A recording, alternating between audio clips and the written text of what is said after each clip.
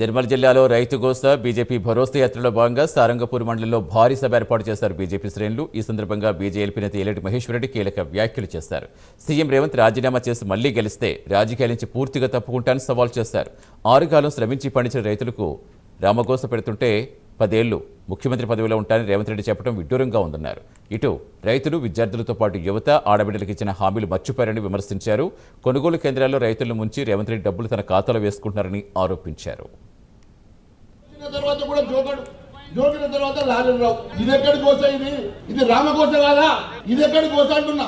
ఈ రకంగా రైతును కోసపెట్టి, రైతును బాధ పెట్టి 6 కాలాలు కష్టపడ్డ రైతులను ఈ రకంగా బాధ పెట్టేటువంటి నువ్వు 10 ఏళ్ళు ఉంటావా?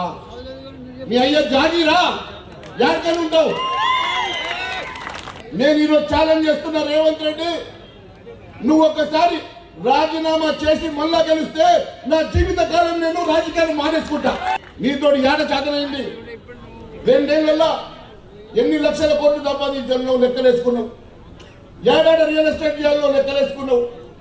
ఏడాడు కమిషన్లు పెట్టుకోవాలో నువ్వు లెక్కలేసుకున్నావు. కానీ నా రైతులకు ఇచ్చిన మాట మనుషులు, నా యువతకు ఇచ్చిన మాట మనుషులు, నా విద్యార్థులకు ఇచ్చిన మాట మనుషులు, నా ఆడబిడ్డలకు ఇస్తామన్న 2500 నెలకు ఇచ్చే మాట మనుషులు.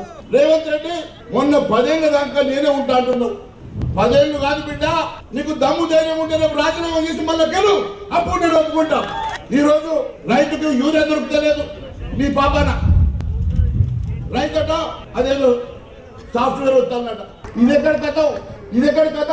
ఎప్పుడైనా ఉండగా ఇట్లా ఇది ఎక్కడ యాప్ వచ్చాయి? రైతు సంఘాల నాయకులతో సంప్రదిస్తారా, మరి మీకు మీరే చేసుకుంటారా అని చెప్పి మంత్రులను కలిసిన మా వాళ్ళు, చీఫ్ సెక్రటరీ గారిని కలిసిన మా వాళ్ళు, వ్యవసాయ శాఖ, మార్కెటింగ్ శాఖ అందరినీ కలిసిండ్రు. వాళ్ళకి ఎంత అహంకారం అంటే మీరు చెప్తేనే మాకు తెలుస్తుందా? మాకు తెలియదా వడ్లు కొనుగోలు ఎట్లా చేయాలో? మాకు తెలియదా తెల్లజొన్నలు ఎట్లా కొన్నాను, మొక్కజొన్నలు ఎట్లా కొన్నాను అని చెప్పి మాకు చెప్పింది. గత 2 నెలలుగా ఏప్రిల్ 1 మొదలైంది. మార్కెట్ యార్డులలో, స్కూల్ కాంపౌండ్లలో ఎర్రటి ఎండలో వరి కుప్పల మీదనే పడిగాపులు కాస్తా ఉన్నారు.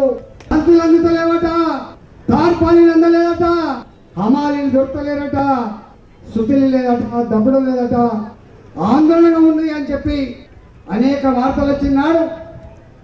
మేమనుకున్నాం కాంగ్రెస్ వాళ్ళు అంటే బాగా అనుభవజ్ఞులు కదా, మాటలు బాగా చెప్తుండు కదా ముఖ్యమంత్రి గారు. నీ మాటలు కోట, కాళ్ళు మాత్రం సచివాలయం దాటలేదు, నీ కాళ్ళు మాత్రం తంగలు దాటలేదు కదా. కాంగ్రెస్ పార్టీ మంత్రులారా, నేను అంటా ఉన్నా, మేము చెప్పింది నిజమో? మీరు సచివాలయంలో మాట్లాడుతున్న మాటలు నిజమో? వస్తావా నా సారంగపూర్కి?